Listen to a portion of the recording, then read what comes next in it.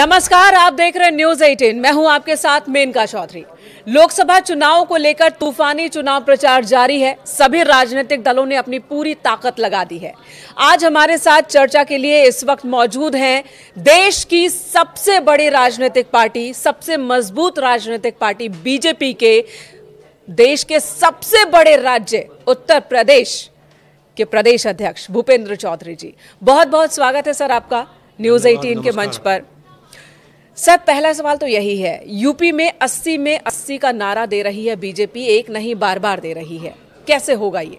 Bharatiya Janata party माननीय प्रधानमंत्री जी के नेतृत्व में जो हमारी सरकारों ने काम किए, पिछले 10 वर्षों का रिपोर्ट कार्ड लेकर, पूरे कामकाज का लेखा जोखा लेकर हम लोग जनता के बीच में हैं। और जिस प्रकार से जनता पार्टी के कार्यकर्ताओं की सक्रियता है, संपर्क है, और लगातार हम लोग अपने कार्यक्रम के माध्यम से और सरकार की योजनाओं का लाभ किस प्रकार से समाज के कमज़ोर तबके को मिले, इसके लिए लगातार हम अभियान चला रहे हैं। तो मुझे विश्वास है कि जिस प्रकार से रेस्पॉन्स मिलता है और माननीय प्रधानमंत्री जी के प्रति लोगों का विश्वास है, उसे निश्चित रूप से भाजपा 100% परिणाम आएंगे।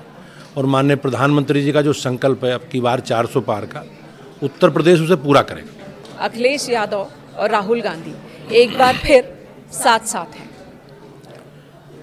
नहीं, जिस प्रकार से कांग्रेस की और समाजवादी पार्टी की गतिविधि रही, 2019 के लोकसभा चुनाव के बाद राहुल गांधी की कोई उपस्थिति राज्य में नहीं है,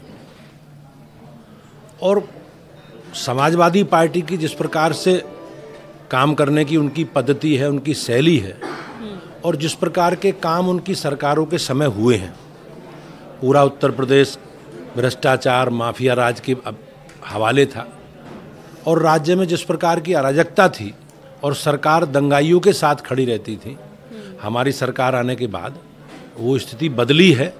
आज उत्तर प्रदेश एक बदलता हुआ उत्तर प्रदेश है। और जिस प्रकार से अखिलेश यादव जी के नेतृत्व में पिछले 4 परिणाम चुनावों में आए हैं, उसमें समाजवादी पार्टी या INDIA गठबंधन को उत्तर प्रदेश की जनता नकार चुकी है। और मुझे विश्वास है कि इस बार भी कांग्रेस का पूरा परिवार पलायन कर गया है। श्रीमती सोनिया गांधी राज्यसभा में चली गई हैं, राहुल गांधी जी की उपस्थिति है नहीं, और अखिलेश यादव भी जिस प्रकार से कन्फ्यूज है, समाजवादी पार्टी जिस प्रकार से अंत कलह का शिकार है, और सुबह से शाम तक वो प्रत्याशी बदलने में ही लगे रहते हैं जी। आप देखेंगे उनके चाचा जी ने बदायूं में लड़ने से मना कर दिया, किस प्रकार से उन्होंने मेरठ, मुजफ्फरनगर, सभी जगह उन्होंने प्रत्याशी बदलने का काम किया है। तो उससे ऐसा लगता है कि इनके लिए कोई संभावना बची नहीं है, और उत्तर प्रदेश में समाजवादी पार्टी भी प्राय समाप्तवादी पार्टी होने की ओर अग्रसर है। रायबरेली और कांग्रेस, ये संबंध बहुत पुराना है। अमेठी और कांग्रेस का संबंध भी पुराना था, 2019 में वो टूटा। इस बार क्या रायबरेली भी छिन जाएगा? अभी तक रायबरेली और अमेठी को लेकर वो अपना कैंडिडेट अनाउंस नहीं कर पाए, तो बीजेपी इसे किस तरह से देख रही है? वो कंफ्यूजन में है या कोई रणनीति भी हो सकती है उनकी? जिस प्रकार से पिछले विधानसभा के या नगर निकायों के चुनाव हुए हैं, उसमें जिस प्रकार के परिणाम आए हैं, रायबरेली हो, अमेठी हो या पूरा राज्य हमारा हो, आप देखेंगे पहली बार उत्तर प्रदेश में सभी नगर निगम भाजपा जीती है। हम अधिकांश नगर पालिका भी जीते हैं, नगर पंचायत भी जीते हैं, और रायबरेली में भी कांग्रेस के लिए जिस प्रकार के परिणाम विधानसभाओं में या राज्य के नगर निकाय चुनावों में आए हैं, वो कांग्रेस के लिए सबसे खराब दौर है, खराब प्रदर्शन उन्होंने किया है। और उसी का परिणाम है कि आज ना राहुल गांधी लड़ने तैयार हैं, ना प्रियंका सोनिया गांधी जी तैयार हैं। तो अभी ये लोग अनिर्णय की स्थिति में हैं, कोई निर्णय नहीं कर पा रहे, और मुझे लगता है कि कहीं ना कहीं कांग्रेस पार्टी भी मान चुकी है कि उत्तर प्रदेश में हमारे लिए कोई संभावना बची नहीं। उधर जयंत चौधरी वो आपके साथ आ गए, और उन्होंने भी भवें ऐसे उठाते हुए कहा जनसभा के दौरान कि ये उनकी रणनीति है, उन्होंने पलटी नहीं पटखनी दी है। कितना फायदा पश्चिमी यूपी में बीजेपी को? भारतीय जनता पार्टी मोदी जी का जो हमारी सरकार का एजेंडा है विकास का, उसको लेकर हम जनता के बीच में हमारा परिवार बढ़ा है। कई नए दलों ने हम NDA का मोदी जी के नेतृत्व में हिस्सा बनना स्वीकार किया है। माननीय जयंत चौधरी ने जो उत्तर प्रदेश की विकास यात्रा में अपना योगदान देने के लिए वो हमारे साथ जुड़े हैं। निश्चित रूप से जो देश की विकास यात्रा है, उस विकास यात्रा में उनका भी योगदान हो, तो इसका प्रयास हम सब लोग मिलकर कर रहे हैं। और उनके आने से भी और हमारा परिवार बढ़ने से निश्चित रूप से भारतीय जनता पार्टी के नेतृत्व में चलने वाली जो विकास यात्रा है मोदी जी के नेतृत्व में, उसे बल मिलेगा। और पीएम ने जनसभा के दौरान जयंत चौधरी को छोटा भाई कहकर पुकारा। बहुत मायने रहते हैं कि मंच से किस तरह का जेस्चर, किस तरह के वो तस्वीरें सामने आ रही है।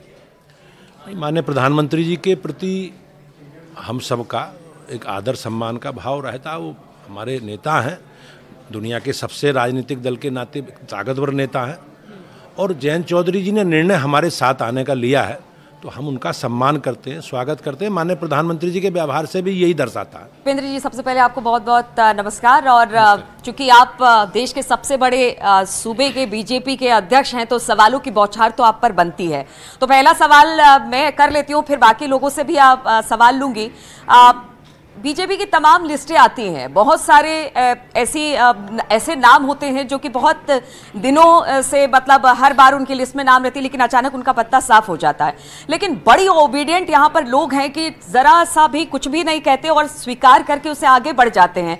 ये पार्टी में जो डिसिप्लिन है वो कहाँ से आती है? भारतीय जनता पार्टी एक विचारधारा से जुड़े लोगों का एक समूह है, और हमारी पार्टी के असंख्य कार्यकर्ता एक विचारधारा से जुड़कर इस देश के लिए काम करने वाले हम लोग हैं। हमारी पार्टी अनुशासित है, और पार्टी में निर्णय करने की एक लोकतांत्रिक प्रक्रिया है, और उस प्रक्रिया के तहत हम लोग आपस में बातचीत करके, राय शुमारी करके केंद्रीय पार्टी उसमें निर्णय लेती है, और निर्णय में सबकी सहभागिता है, सबकी भूमिका है। तो इसलिए लोकतांत्रिक पद्धति से निर्णय लेते हैं, और उस प्रक्रिया का हम सब लोग पालन करते हैं। और सवाल है भूपेंद्र जी, जरा वो भी ले लेते हैं। मेरी सहयोगी कंचन है। कंचन, क्या पूछना चाहेंगे? समाजवादी पार्टी टिकट बांटने से ज़्यादा टिकट काटने में लगी हुई है। अब तक 8 कैंडिडेट्स के टिकट काटे गए हैं, जिसमें मुरादाबाद है, बागपत है, रामपुर है और बदायूं, जहां पर शिवपाल यादव जो हैं उनकी भी अब कन्फ्यूजन ख़त्म नहीं हो रही है अखिलेश यादव के साथ साथ। ये पार्टी की स्ट्रैटेजी हो सकती है 2024 में सीटें जीतने को लेकर? मुझे ऐसा लगता है कि विपक्ष चुनाव में हार, अपनी पराजय सुनिश्चित मान चुका है, और ये लोग अंतर्कलह का शिकार हैं, निर्णय कर नहीं पा रहे। और जिस प्रकार से इन लोगों को जनता ने सरकार बनाने का, इन्हें जनादेश देने का काम किया था, तो इन लोगों ने लूट खसोट, भ्रष्टाचार, अराजकता, गुंडागर्दी, बेईमानी, भाई भतीजावाद, परिवारवाद जो किया है, वो पूरा प्रदेश और पूरा देश जानता है, और इस विषय का एहसास कहीं ना कहीं समाजवादी पार्टी को है। आज जिस प्रकार का माहौल है, पूरा देश, पूरा प्रदेश राममय है, मोदी में है, और मैं आप सबके विश्वास के आधार पर, अपने देश प्रदेश की जनता के विश्वास के आधार पर कह सकता हूं कि भारतीय जनता पार्टी मोदी जी के नेतृत्व में एक बड़ी विजय की ओर आगे बढ़ रही। एक डिसिप्लिन की बात चल रही है, लेकिन जो मुजफ्फरनगर की एक हॉट सीट है, वहाँ पे एक डिसिप्लिन में जो है बड़े 2 चेहरे हैं, एक संजीव बालियान जी और दूसरे संगीत सोम। दोनों लोग एक दूसरे का जो अंतर विरोध है और एक बयानबाजी है, वो अपने मैक्सिमम पे पहुंच गई है। तो इस पे विरोधियों की भी नज़र है और पार्टी शीर्ष नेतृत्व की, और आप भी जो है उसको बड़ी पैनी निगाह से देख रहे हैं। बयानबाजी रुक नहीं रही है। इसे आप किस तरह से देख रहे हैं, संगीत सोम और संजीव बालियान के अंतर विरोध को? भारतीय जनता पार्टी, जैसे मैंने कहा, हमारे यहाँ निर्णय करने की एक प्रक्रिया है, और प्रक्रिया का पालन करते हुए पार्टी ने मुजफ्फरनगर से हमारे वर्तमान सांसद हैं, भारत सरकार में मंत्री हैं, संजीव बालियान को प्रत्याशी बनाया है। कुछ विषय को लेकर आपस में गलतफहमी के कारण ये परिस्थिति उत्पन्न हुई है। हम एक परिवार का हिस्सा हैं, आपस में बातचीत कर रहे हैं, और बातचीत करके कल भी हम लोग बैठे थे, तो कोई रास्ता समाधान का आपस में हम लोग निकाल लेंगे। और निश्चित रूप से सबका विश्वास मोदी जी के प्रति है, सबकी इच्छा देश में का नेतृत्व माननीय प्रधानमंत्री जी करें, मोदी जी करें, और उत्तर प्रदेश से भारतीय जनता पार्टी का जो प्रधानमंत्री जी का संकल्प है 400 पार का। सब लोग मिलकर इस प्रयास में हैं कि 400 पार के लक्ष्य में उत्तर प्रदेश की जो हमारी भूमिका है उस सार्थक भूमिका के साथ हम लोग आगे बढ़ें। उधर संतोष गंगवार जी भी बताया जा रहा है कि वो भी नाराज हैं, उनके जो समर्थक है और मौजूदा कैंडिडेट के समर्थक उनके बीच भी नाराजगी है, पोस्टर्स वॉर भी हो गया, जबकि पीएम ने संतोष गंगवार जी को मंच पर साथ में बिठाया, सब किया। मैं भी अभी संतोष जी के पास गया था मिलने, बहुत अच्छे सौहार्दपूर्ण वातावरण में उनसे बातचीत हुई। हमारी पार्टी के वो संस्थापक सदस्यों में से हैं, लंबे समय तक उन्होंने बरेली क्षेत्र का नेतृत्व किया है सांसद के नाते। बातचीत हुई, पार्टी ने उनसे बातचीत करके सहमति करके ही इस बार थोड़ा सा एक विषय रहा, एज के कारण परिस्थिति बनी है। तो छत्रपाल गंगवार जी हमारी पार्टी के बहुत समर्पित कार्यकर्ता हैं, उन्हें अवसर दिया है। संतोष जी भी सहमत हैं, लेकिन कुछ कार्यकर्ताओं के मन में उत्साह रहता है, कुछ कार्यकर्ताओं के मन में कुछ विषयों के संगठन है। ठीक है, हम अपने परिवार की तरह विषयों को समाधान की ओर ले जाने का काम कर रहे हैं। कुछ और सवाल लेते हैं। कंचन भूपेंद्र जी, आप न्यूज रूम में आए हैं तो कई हमारे सहयोगी हैं जो आपसे सवाल पूछना चाहते हैं। जी नमस्कार भूपेंद्र जी, मेरा नाम मनोज कुमार बंसल है। मैं ये जानना चाहता हूँ कि अभी तक जो बीजेपी यूपी में अपना प्रचार कर रही है उसमें ये कहती आई है कि 2 लड़कों की जोड़ी, तो 2 लड़कों की जो जोड़ी है उसमें से कांग्रेस ने भी अपना घोषणा पत्र जारी कर दिया है और कल अखिलेश ने भी अपना घोषणा पत्र जारी किया है। तो उनका जो घोषणा पत्र है उन दोनों में लोक लुभावन वादे हैं, एमएसपी पर बात है, किसानों को लेकर है, युवाओं को लेकर है। तो अब क्या स्ट्रेटेजी रहेगी बीजेपी की जो है अपने मैनिफेस्टो को लेकर? हम लोग अभी तक हम पूरे अपने 10 साल का कामकाज का लेखा जोखा, आप हमारा कमिटमेंट देखेंगे तो हम अपने जीवन काल के प्रारंभ से ही, जब से जनसंघ की स्थापना हुई, हमने कहा कश्मीर से धारा 370 हटाएंगे, हमने कहा कॉमन सिविल कोड लागू करेंगे, हमने कहा शरणार्थियों को नागरिकता देंगे, हमने कहा देश को परमाणु शक्ति संपन्न राष्ट्र बनाएंगे, हमने कहा भगवान श्री राम के जन्म स्थान पर राम मंदिर बनवाने का रास्ता प्रशस्त करेंगे, और हमने कहा बिजली, पानी, सड़क, शिक्षा, स्वास्थ्य, सुरक्षा, इन सारे विषयों पर हमारी सरकारें काम करेंगी। मेरे लिए, देश के बीजेपी के प्रदेश के असंख्य कार्यकर्ताओं के लिए गर्व करने वाला विषय है ये कि हमारी सरकारों ने हमारे संकल्पों को पूरा किया है। आज भी हमारी पार्टी और हम सब लोग, जो हमारा डेवलपमेंट का एजेंडा है, हमारी सरकार ने जो काम किए हैं विकास के, उन कामों पर हम लोग आगे बढ़ रहे हैं। जहाँ तक किसानों वाला विषय है, उत्तर प्रदेश में और खासकर पश्चिमी उत्तर प्रदेश में हम लोग गन्ना, गेहूँ, धान की खेती करते हैं। आज हमारी सरकार आने से पहले बिजली एक बहुत महत्वपूर्ण विषय है, हमारे एजेंडे में भी है। हमारी सरकार ने भी कहा कि बेहतर बिजली उपलब्ध व्यवस्था कराएंगे। तो आज स्थिति ये है कि आज से पहले पुरानी सरकारों में केवल 4 शहरों को बिजली मिलती थी।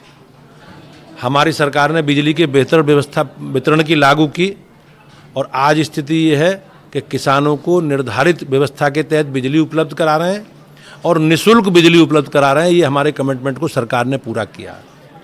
आज गन्ने या अन्य जो फसलें हैं उनकी एमएसपी बढ़ाने का काम भी सरकार ने किया, और गन्ने में भी, गन्ने के भुगतान में जिस प्रकार से पुरानी सरकारें गन्ने के भुगतान की स्थिति क्या थी आपको पता है, और सरकारें शुगर मिलों को किस प्रकार से बेचने का काम कर रही थी, हमारी सरकार ने शुगर मिल नई लगाने का काम किया है।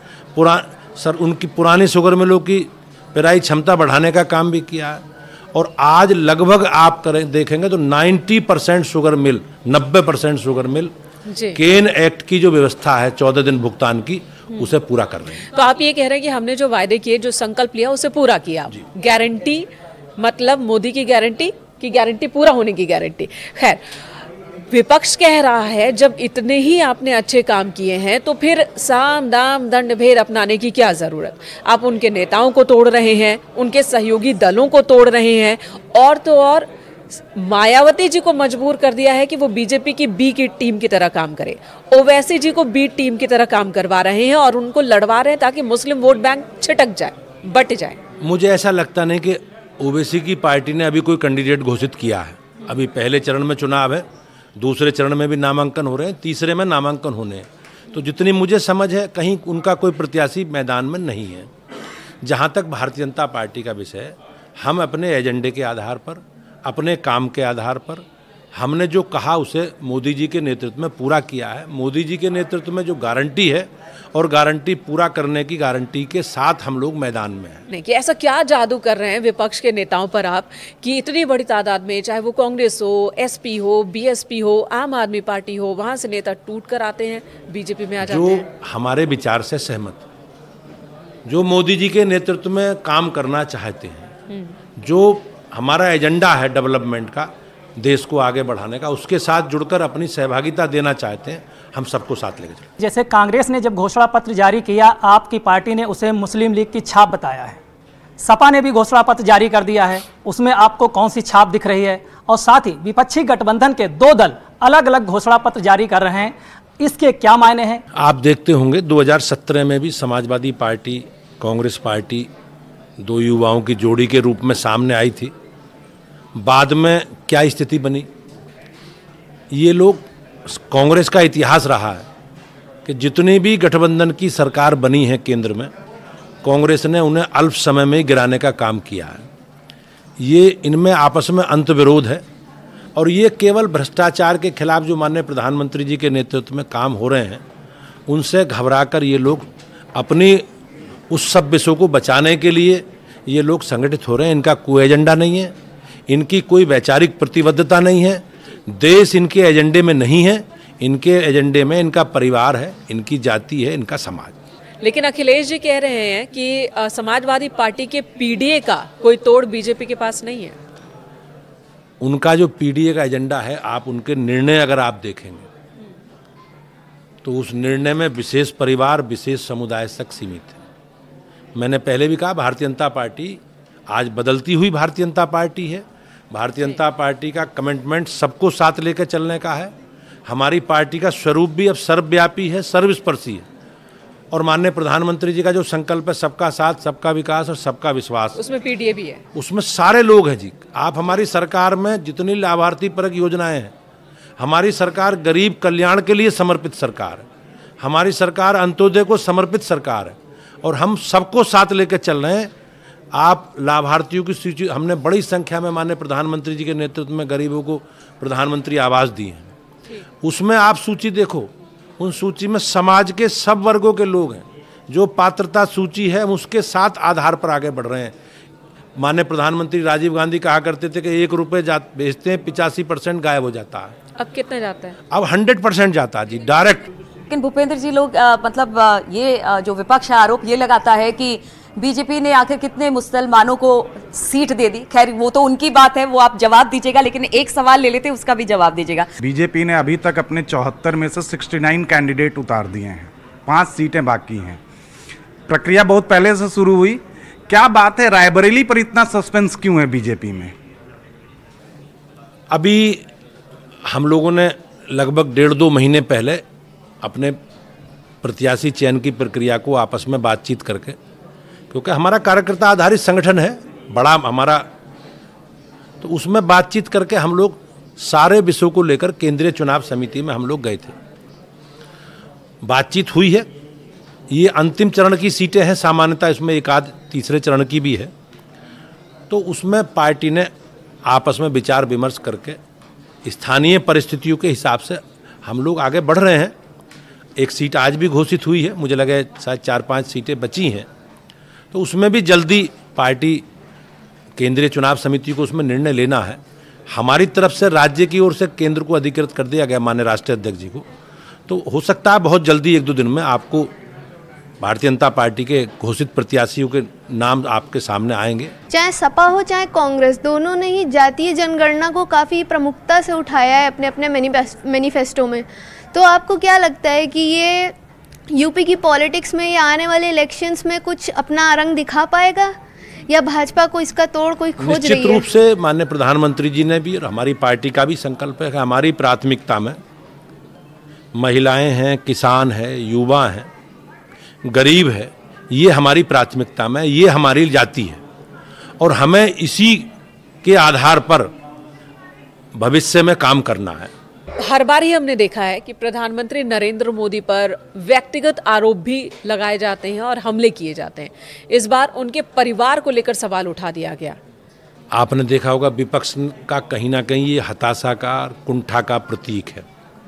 उनकी हताशा दर्शाती है और बीच में कब जितनी गाली, जितने असम्मानजनक शब्द, अपमानजनक शब्दों का इस्तेमाल विपक्ष ने प्रधानमंत्री जी के बारे में, उनके परिवार के बारे में किया है, ये कहीं ना कहीं हमारी जो परंपरा है, हमारी संस्कृति है, उसके विपरीत है। लेकिन देश की जनता और उत्तर प्रदेश की जनता का विश्वास मोदी जी के प्रति है। इस प्रकार का व्यवहार कहीं ना कहीं जो इनकी कुंठा है, हार की जो हताशा है, वो कहीं ना कहीं प्रदर्शित होती है। ठीक है, लेकिन पीएम कहते हैं कि मुझे चाहे जितनी भी गालियां दो, मैं अपने संकल्पों को पूरा कर रहा हूं। संकल्पों में एक जिक्र राम मंदिर का हमेशा से रहा है।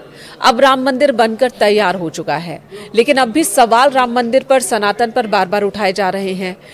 क्या इस बार फिर राम मंदिर से जुड़ा कुछ हो सकता है, या अब तो मथुरा की बारी है? 1988 के बाद सभी संकल्प पत्रों में, घोषणा पत्रों में राम मंदिर की चर्चा हम लोगों ने की है और हम सब लोगों के लिए गर्व की बात है कि जनता ने हमें चुना है। जिन विषयों पर हमारी सरकार ने उस पर काम किया है। राम के प्रति, भगवान राम हमारे जीवन शैली में है, हमारे जीवन का हिस्सा है, करोड़ों देशवासियों की आस्था का विषय है और निश्चित रूप से मैं कह सकता हूं कि हमारी सरकार ने ऐतिहासिक काम किया है, ये कमिटमेंट को पूरा किया। देखिए, सीएम योगी आदित्यनाथ भी जहां भी जा रहे हैं वो मथुरा का जिक्र जरूर कर रहे हैं कि अब मथुरा की बारी है, वहां हमारा फोकस होगा। तो क्या ये चीजें सिर्फ जनसभा तक हैं या कागज पर भी दिखेगी? हमारी सरकार अपनी आस्था, अपनी परंपरा, अपनी विरासत को लेकर आगे बढ़े, उस पर काम कर रही है। आपने देखा होगा पहले रामनवमी के जुलूस निकलते थे, दंगे होते थे, उन पर पथराव होता था। कांवर यात्रा निकलती थी, लोग उसे प्रतिबंधित करते थे, उसे रोकते थे। हमारी सरकार ने एक बेहतर माहौल बनाने का काम किया। आज जो कांवर यात्री हैं उन पर पुष्पार्चन होती है, फूलों की वर्षा होती है। तो हमारी जो विरासत है, हम आस्था को और विरासत को लेकर आगे बढ़ रहे हैं। अभी जब उत्तराखंड में प्रधानमंत्री की सभा हुई है रुद्रपुर में, सिर्फ 2 दिन के नोटिस पर उतनी बड़ी जनसभा हो गई। 2 दिन पहले जानकारी दी गई थी स्टेट बीजेपी पार्टी को और उसके बाद हो गई। तो ये इतनी जल्दी कैसे एग्जीक्यूट होता है? नहीं, पार्टी का एक सिस्टम है। हम लोगों ने अपने संगठन को पूरा लगाया, नीचे बातचीत भी हमने मैसेज किया सब लोगों को। और माननीय प्रधानमंत्री जी के प्रति जो लोगों का विश्वास है, प्रधानमंत्री जिस तरह लोगों से कनेक्ट होते हैं, तो आप अगर विश्वास करोगे, पार्टी जितना व्यवस्था कर रही है, हम जितने लोगों से संपर्क कर रहे हैं उससे 5 गुना लोग आ रहे हैं। आप वहाँ देखोगे, चाहे मेरठ की सभा हो, चाहे सहारनपुर की सभा हो, चाहे गाजियाबाद का रोड शो हो, चाहे पीलीभीत की सभा हो, ये लोगों की ऐतिहासिक उपस्थिति है। कैसरगंज वीआईपी सीट है उत्तर प्रदेश की, वहाँ से कल एक बयान आ रहा था ब्रजभूषण शरण सिंह जी का कि पत्रकारों जब उनसे टिकट को लेकर पूछा तो उन्होंने कहा कि बताओ कौन काट रहा है मेरी टिकट। तो ये उनका ओवर कॉन्फिडेंस है या उनको दिलासा मिल गई कि टिकट मिलेगा? सर, अभी जो 4-5 सीटों पर निर्णय नहीं हो पाया है या नहीं हुआ है केंद्रीय चुनाव समिति ने, केंद्रीय पार्टी ने, उसमें कैसरगंज भी है और पार्टी को निर्णय लेना है। जो भी निर्णय लेंगे हम सब लोग उस निर्णय के साथ खड़े हैं। देखिए, ये सारे तो पॉलिटिकल सवाल हुए, क्या और सवाल है? आपसे जितने भी सवाल हुए सारे पॉलिटिकल हुए। मैं थोड़ा सा पर्सनल आता हूँ। राजनेता भूपेंद्र चौधरी से बात न करके एक आम शहरी भूपेंद्र चौधरी से एक सवाल है मेरा, परिवार को कितना समय दे पाते हैं? मैं, अगर मेरे बारे में आप सुनेंगे, देखेंगे तो मेरी बहुत जल्दी शादी हो गई। मेरी बेटी 36 साल की है जी। 2 बेटी हैं मेरी, 1 बेटा है। घर भी, परिवार भी पूरा है, बेटे के भी 2 बच्चे हैं। और मैंने संगठन का, मुझ पर बहुत लंबे समय से काम रहा है पार्टी का, और मैंने पार्टी के सारे भूमिकाओं में काम किया। लगभग 33-34 साल हो गए। और मेरे लिए, जैसे मेरे जैसे व्यक्ति के लिए भारतीय जनता पार्टी ने इतना सम्मान देना और यहाँ तक मैं आया हूँ, तो ये बहुत बड़ी बात है। और ये भारतीय जनता पार्टी जैसे संगठन में ही संभव है। मैं तो लोगों से कहता हूँ कि जो लोग पुलिस में सिपाही भर्ती हुए, डीजीपी बन गए, ये भाजपा में ही संभव है। दूसरे लोगों में परिवार के लिए चीज़ें आरक्षित हैं। समाजवादी पार्टी मुलायम सिंह जी से अखिलेश जी तक पहुंची है। अभी भी कांग्रेस नेहरू गांधी परिवार की छाया से निकल नहीं पाई। हमारे यहाँ लोग सामान्य परिवारों से बढ़ के आज कहाँ से कहाँ पहुँचे हैं। तो ये लेकिन मुझे आज देखेंगे पार्टी ने बहुत सम्मान दिया है और मैंने भी सभी स्वरूपों में काम किया, परिवार को बैलेंस करके, और जो भी समय मिलता है घर परिवार के लिए समय देते हैं। बहुत बहुत धन्यवाद आपका। परीक्षा की घड़ी में परीक्षा में सभी राजनीतिक दल उतर चुके हैं। आपको हमारी तरफ से बहुत बहुत शुभकामनाएं और हमारे साथ मंच शेयर करने के लिए बहुत बहुत धन्यवाद एक बार फिर।